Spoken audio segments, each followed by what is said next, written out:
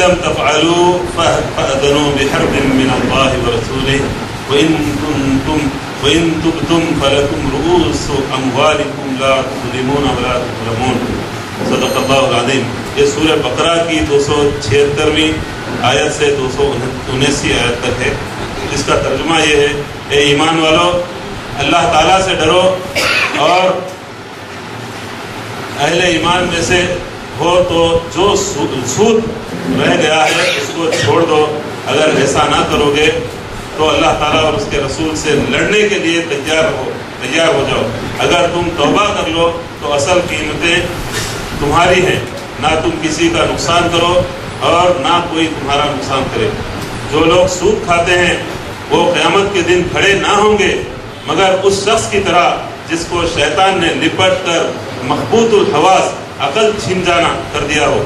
اس کی وجہ یہ ہے کہ وہ کہا کرتے تھے کہ تجارت بھی سود کی طرح ہے، حالانکہ اللہ تعالیٰ نے تجارت کو حلال اور سود کو حرام کیا ہے. سورہ بقرہ کی 275ویں آیت ہے.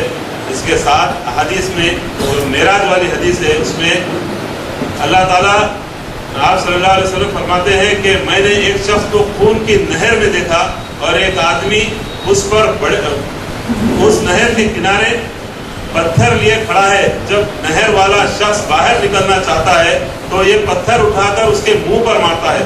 وہ چیختا ہوا اپنی جگہ پر چلا جاتا ہے. دریافت کیا گیا کہ یہ کون ہے تو جبریل علیہ السلام نے فرمایا یہ سود خور ہے. آج کے اس اہم جلسہ جو ہمارے سرپرست، ہمارے بزرگ، ہمارے قائد محترم جناب زاہد علی خان صاحب کی صدارت میں یہ ہو رہا ہے. میں الحمدللہ جناب زاہد علی خان صاحب، جناب سید عزیز پاشا صاحب جو ہمارے لیے ہمیشہ ملت کے کاز کے لیے کبھی بھی الحمدللہ خاص طور پہ وقف پراپرٹیوں کے تحفظ کے لیے پیش رہے، اور جناب محترم حامد محمد خان صاحب صدر MPJ، جناب بزرگ ہمارے علاؤالدین انصاری صاحب، کریم الدین شکیل ایڈوکیٹ صاحب، جناب بزرگ ہمارے محترم مولانا حامد حسین شکاری صاحب، جناب سید طارق قادری صاحب ایڈوکیٹ، اور ہیلپ حیدرآباد سے ہمارے خالد رسول خان صاحب، امان اللہ خان صاحب، مجاہد ہاشمی صاحب اور دیگر جو معززین یہاں پر مختلف تنظیموں سے تعلق ہے جن کا سود کی لعنت کو مٹانے کے لیے ایک فکر کے ساتھ جدوجہد جو شروع ہونے جا رہی ہے انشاءاللہ، اس کے لیے یہاں تشریف فرما ہے. آپ سب کا اور تمام بھائیوں کا الحمدللہ یہاں استقبال کرتے ہوئے ہم الحمدللہ یہ امید سے یہ جلسے کا آگے بڑھا رہے ہیں انشاءاللہ کہ یہاں ہمارے صدر کی موجودگی میں انشاءاللہ کچھ ایسے کام ہوں گے جو انشاءاللہ مستقبل میں جس طرح سے یہ اب ہوا جا رہا ہے اولڈ سٹی میں، سود خوروں کی جانب سے جو ظلم کیا جا رہا ہے غریب لوگوں پر، چاہے ہندو ہو چاہے مسلمان ہو، یہ ظلم کی چکی میں جو پیس رہی ہے قوم، اس کو نکالنے کے لیے جو فکر کے ساتھ جمع ہے ان تمام کا استقبال کیا جاتا ہے. اور میں جناب زاہد علی خان صاحب کی موجودگی میں انشاءاللہ چند باتیں آپ لوگوں کے گوش گزار کروں گا. اولڈ سٹی کا حالت یہ ہو چکی ہے اولڈ سٹی کی کہ وہاں پر سود خور جو ہم بھی اسی شہر سے تعلق رکھتے ہیں، حالیہ عرصے میں جب ہم لوگوں نے ان کو دیکھا تو وہ کسی چیز کے بھی محتاج لوگ تھے. چند پیسے لے کے اٹھے اور سود کا کاروبار کیے اور ان کو پولیس کی بھی سرپرستی حاصل ہے. وہ پولیس کی سرپرستی میں مقامی جو چھوٹے عہدیدار ہیں ان کی بڑے پولیس والے نہیں. ہم سندیپ چنڈالیا صاحب جس طرح سے سود خوروں کے خلاف کام کیے، آج ضرورت ہے ایسے آفیسرز کی کہ سود خوروں کو مٹانے کے لیے آگے آنا چاہیے. پولیس کے تعاون بھی ہمیں چاہیے. اور سود خور یہ حال ہو چکا ہے کہ چار مینار پہ سے جو لڑکی گر کے خودکشی کی تھی، کود گئی تھی، اس کی لڑکی، اس کی بہن، اس کے والدہ کے کہنے کے مطابق اس کو کئی مرتبہ سود خور لے جا کے اپنی ہوس کا نشانہ بنائے، صرف اس وجہ سے کہ وہ سود ادا نہیں کر سکتے. ایسے ہی کئی نوجوان، یہاں پہ ایک نوجوان ایسے ہے بیٹھے ہوئے جو سود خور کے نشانے پہ تھے. سود خور آ کے ان کو جگدیش مارکیٹ میں بے انتہائی لغویات بکا، گالی گلوچ مارنے کے لیے، آپ شام تک اگر پیسے نہیں لا کے دے گا تو تیرے کو اسد بھائی کو بول کے اٹھانے لگا دوں گا. اللہ کے فضل و کرم سے जैसे वो भाई अल्हम्दुलिल्लाह उन लोगों ने ये कहा कि जाहिद साहब के पास और उस्मान अल हाजिरी साहब के पास वो चले गए वो नौजवान, तो अल्हम्दुलिल्लाह वो इब्तिदाई के सदर साहब आके उनके पेट में मुड़ जाके माफी चाहे। ये ऐसे एक सूदखोर नहीं, इसमें सबसे पहले मैं बताता हूं कि मेरे कई रिश्तेदार मुलविस हैं, आप लोगों के भी रिश्तेदार इसमें मुलविस होंगे, लेकिन ये सोच लीजिए कि वो अल्लाह और उसके रसूल सल्लल्लाहु अलैहि वसल्लम से जंग कर रहे हैं। आप सोच लीजिए आपकी खामोशी उनका साथ दे रही है या खामोशी अल्लाह का साथ दे रही है, अल्लाह के हबीब सल्लल्लाहु अलैहि वसल्लम का साथ दे रही है। ये सोच रहा है हमारी मुजरिमाना खामोशी, वो लोग कौम का खून चूस रहे हैं। हमको दिखा देना है कि ना हम तुमको दावत देंगे ना हम तुम्हारी दावत कबूल करेंगे।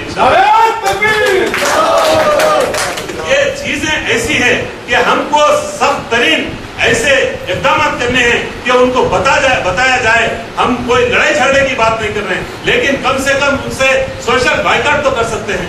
उनका बाइकाट करना जरूरी है, क्योंकि ये लोग आज का अखबार, आज हमारी न्यूज यहाँ है, साथ में सियासत में पता नहीं है, न्यूज ऐड डलाया गया है एक सूदखोर जो हमीद चिट्ठी वाला हमीद सूद का वो सूदखोर, उसका बाप भी सूदखोर, झिर्रे पे रहता।